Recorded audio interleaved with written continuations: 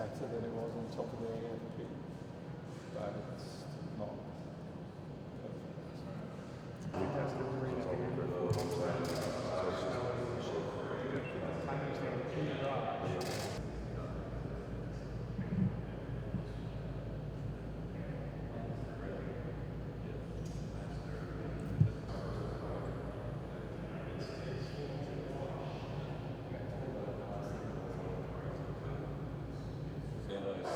tape on that, just like a stripe of it, so you get your feet against it, and give your leverage to push out, and then kind of grab, and once the belt twists.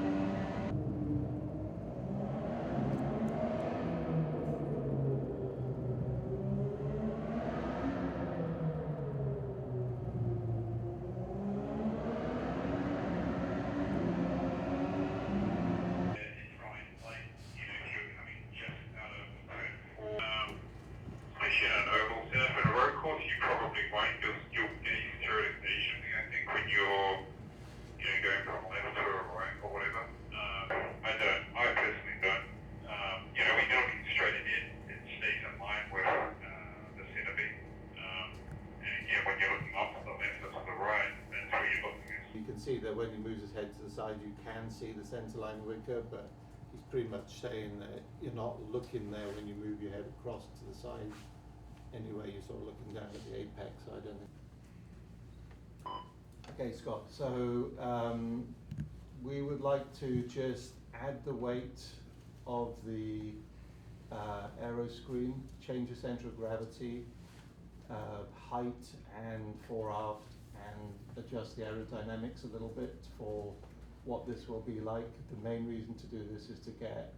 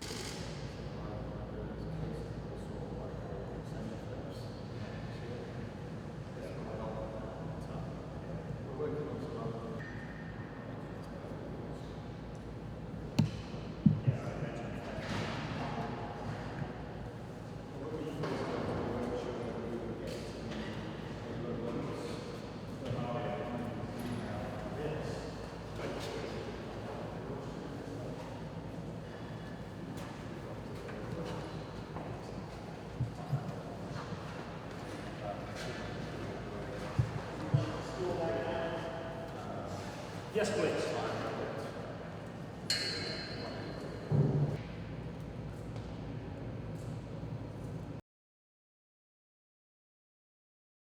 Yeah, definitely. The next step of progress was to get it on the sim. I think between IndyCar and everybody at Red Bull Technologies, it's been very seamless. I think going from Indianapolis to Texas to Iowa to Barber to Long Beach, all the different kind of street courses and road courses and different versions that we get through our season.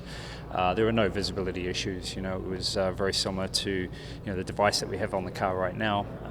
So everything was pretty smooth.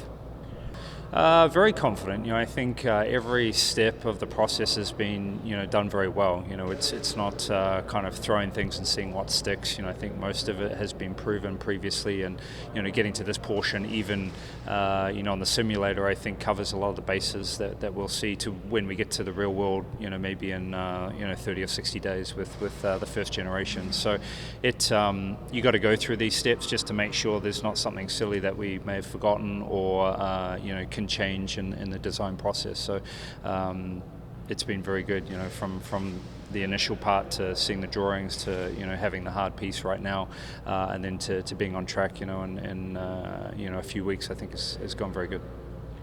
Yeah, I think that's another piece of the puzzle is the driver extraction. We see different versions, obviously, from having the first Aero screen to how drivers get out of the Halo. I think this kind of has the best of both worlds.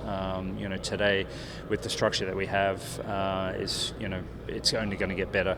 With different areas that you can pull on or utilize, but that doesn't seem like it's going to be an issue at all.